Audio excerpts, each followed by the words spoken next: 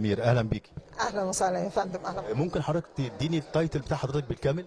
انا دكتور ناردين سمير، استشاري التغذيه العلاجيه مع معهد الصحه العامه جامعه اسكندريه، ورئيسه مبادره حياه بدون سكري وسمنه. جميل قوي. مجال الطب، واحنا دلوقتي في مجال الفن. يعني هذا ان حضرتك فنانه متذوقه او دكتوره متذوقه، تحب الفن وتحب الابداع ولا ايه؟ طبعا الفن والطب والصحة كلها دايرة ما نقدرش نجزأها عن بعضها. يعني بلا شك ان الفن هو غذاء الروح، يعني زي ما بيقولوا كل ما بنستمتع، ويمكن لما بيبقى عندنا وقت فاضي ونقدر نحضر مناسبة جميلة زي كده أكيد بتغير في نفسيتنا وفي معنويتنا وفي صحتنا وإقبالنا على الحياة وتفاؤلنا.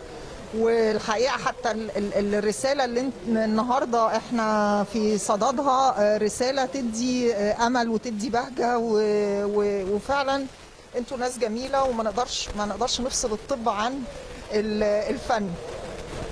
احنا من برنامجنا منارة الثقافة وعي الشعب المصري كله، فبنقول ان طالما المواطن كان عنده وعي وعنده معرفة، يبقى اذا ان هو يصعب اختراقه، لانه بيبقى في الحالة دي محصن ضد اي شيء ممكن يضر بيه نفسه ثم يضر بيه بلده.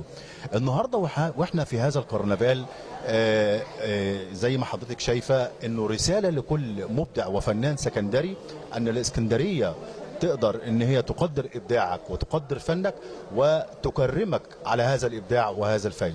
شايفه هذا اليوم ازاي؟ هو الحقيقة النهاردة اليوم في غاية الروعة والجمال، روح من الحب والتناغم، وناس جاية من القاهرة ومن اسكندرية ومن محافظات كتيرة لتكريم الفنان السكندري، وبتقول له شكرا على كل اللي قدمته من جهد ومن تعب ومن وقتك، واديتنا وأسريت الفن خلال تاريخك الفني. حاجة مشرفة وحاجة تفرح وحاجة بتحسس الشخص انه فعلا مجهوده ما راحش على الارض. وده بلا شك ده فعلا رساله بنوجهها النهارده، وبنقول لكل فنان ولكل مبدع ولكل واحد في اي مجال ان انت هيجي اليوم ان بلدك هتكرمك، هتقول لك شكرا، هتقول لك كتر خيرك، هتقول لك ابدع واحنا هنقدرك، ادينا من وقتك ومن صحتك ومن مجهودك، وهيجي اليوم اللي هنقول لك شكرا وميرسي وبنشكرك على كل لحظه اديتها لنا وخدمت فيها البلد.